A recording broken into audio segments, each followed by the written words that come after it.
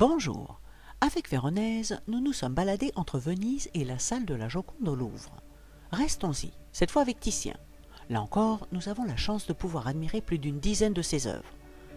Contrairement aux 9 tableaux de Véronèse que nous avons vus ensemble, pour Titien, je vais me concentrer sur un seul, mon préféré. Oui, c'est moi le guide, alors c'est moi qui choisis. Néanmoins, nous survolerons quelques-unes de ses œuvres au Louvre pour comprendre le phénomène Titien. D'abord, une brève biographie de l'artiste. Titien est né en Vénétie. Il a vécu au moins 86 ans. Je dis au moins car la date précise de sa naissance reste inconnue. Pas génial ça pour fêter son anniversaire. Ce qui est certain, c'est qu'il est décédé suite à une épidémie de peste. Sur le site de la ville, on apprend que cette tragique épidémie a duré 2 ans, causé la mort de plus de 30% de la population, et que déjà un couvre-feu avait été instauré 1 heure après le coucher du soleil. Toute ressemblance avec des faits réels ou ayant existé n'est pas purement fortuite. N'empêche que malgré les circonstances, la ville lui a offert des funérailles solennelles. Titien est envoyé très jeune avec son frère à Venise pour étudier l'art. 2 rencontres majeures vont se succéder. La première, lorsqu'il intègre l'atelier du grand maître Giovanni Bellini. C'est là qu'il fait la connaissance de Giorgio da Castelfranco, dit Giorgione. Leur collaboration aura été si étroite que cela a engendré des problèmes d'attribution. Ceci concerne par exemple le concert champêtre. Ce tableau aura été attribué tantôt à l'un, tantôt à l'autre, et est maintenant considéré comme étant une œuvre de jeunesse de Titien.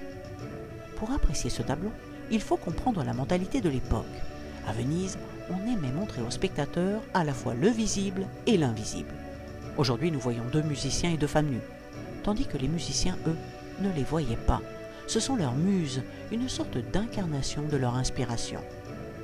Étant donné sa longévité, Titien fera une longue carrière dans la Sérénissime et flirtera avec toutes les manières artistiques de son temps, de la Renaissance au maniérisme. Johannes Wild, un historien d'art hongrois, recense les 3 principales qualités de Titien. À la différence de ses contemporains multitask, Titien se sera consacré exclusivement à la peinture. Son activité picturale s'étend à tous les domaines, une universalité des sujets qui n'a aucun équivalent dans la peinture du XVIe siècle.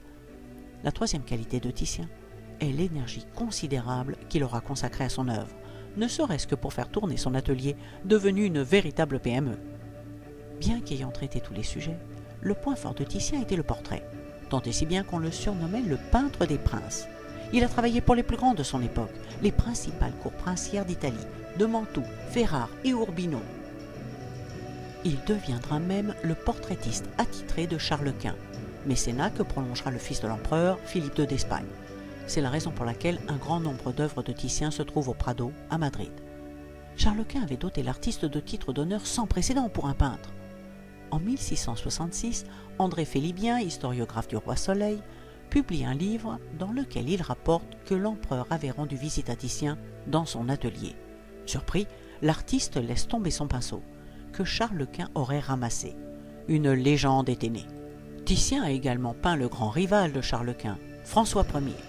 Le tableau au Louvre a été commandé par l'Arétin, le correspondant italien du souverain. Il était chargé de choisir les œuvres à acheter et à envoyer à la cour de France.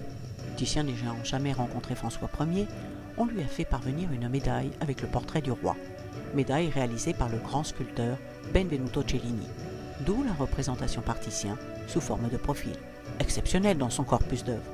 Pour autant, le roi y est très à son avantage, ce qui prouve le talent du peintre. À partir de 1516, à la mort du maître Giovanni Bellini, Titien lui succède comme peintre officiel de la ville de Venise, une position qu'il conservera pendant 60 ans. C'est pour cette fonction qu'il devra réaliser les portraits des doges de Venise. Le portrait est considéré comme un genre mineur par rapport à la grande peinture religieuse, mythologique ou historique, sauf à Venise. Là, ce genre acquiert un statut particulier.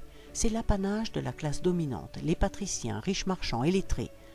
Le portrait est une façon de mettre en avant l'ancienneté de sa lignée, l'importance de sa fonction ou de son rang.